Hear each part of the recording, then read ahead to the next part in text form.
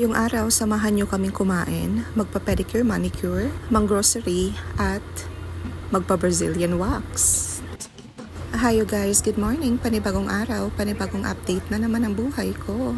So ayun na nga, 5 PM na kami, nakaalis ng bahay ni Joanna. Hindi na kami nakakain ng lunch, kaya ito gutom na kaming dalawa. Napili namin kumain sa Q Cafe kasi ang dami ng servings nila, mga Mars. Mura pa. At bukod sa mura, tamang-tama lang sa panlasa. Rate ko talaga yung homemade Hungarian sausage nila. Napaka-juicy at tama lang ang timpla. Kain tayo mga Mars. So ayun na nga, maikwento ko lang. Ang ganda ng usapan namin kaninang umaga ni Joanna. Napupunta kami sa dentist para magpalinis ng ngipin namin. And guess what, mga Mars? Tinamad kaming dalawa kasi napakainit. Kaya ayun na nga, nagkulong lang kami sa kwarto ng buong araw. Tapos 5 PM na kami lumabas. Gusto mo yon? Alam nyo ba kung ilang buwan na yung usapan namin na magpalinis ng ngipin, mga Mare? Diyos ko, taon na siguro. At hanggang ngayon, mga Mars, wala pa rin nangyayari. Hindi pa rin nakukulayan ang drawing namin. Parang outing lang namin magbabarkada, nalipasan na ng panahon hanggang sa naabutan na ng COVID. Hanggang sa lumipat na ako dito ng Cebu, wala pa ring outing na nangyayari, mga Mars. For your reference, ito pala ang menu. Located ito inside Metro Supermarket, Ayala Central Block. Tapos na kaming kumain. Pagkatapos kumain, ayun, nag-withdraw muna si Joanna. After niyang mag-withdraw, dumiretso na kami sa Wonder Nails para magpa-pedicure, manicure, pa-underarm wax at Brazilian wax. By the way, ito yung mga services na ino-offer nila. Dito na tayo sa exciting part, mga Mare. Isinalag na ang lola nyo for Brazilian wax. Kahit palagi ako nagpapa-Brazilian wax, kinakabahan pa rin ako. At ito na nga yung kinakatakutan ko.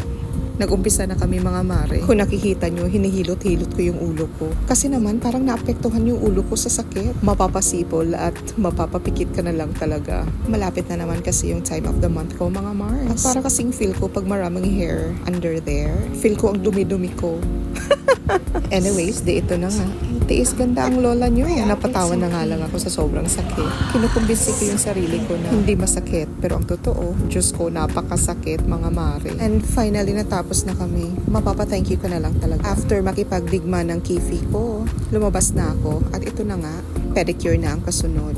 I chose burgundy for my nail polish. Feel ko kasi pumuputi yung paa ko dito, mga Mars. After ng pedicure ko, si Joanna naman, mani at pedi naman yun sa kanya. Ang ganda ng kamay ni Joanna, sana all.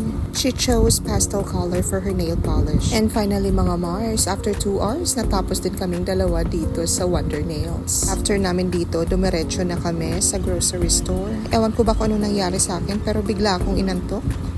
Look at my nails, guys. So pretty.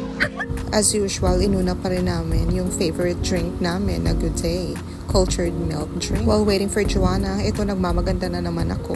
Konti lang naman yung binili namin, mga Mars. Mga toiletries lang. Hindi din kami nagtagal sa grocery at nagbayad din kami kaagad. Kabayad, dumiretso ako sa bakery para bumili ng croissant. Na-miss kong kumain ng croissant, mga Mars. Butter croissant pala yung pinili ko. Nagustuhan ko naman siya.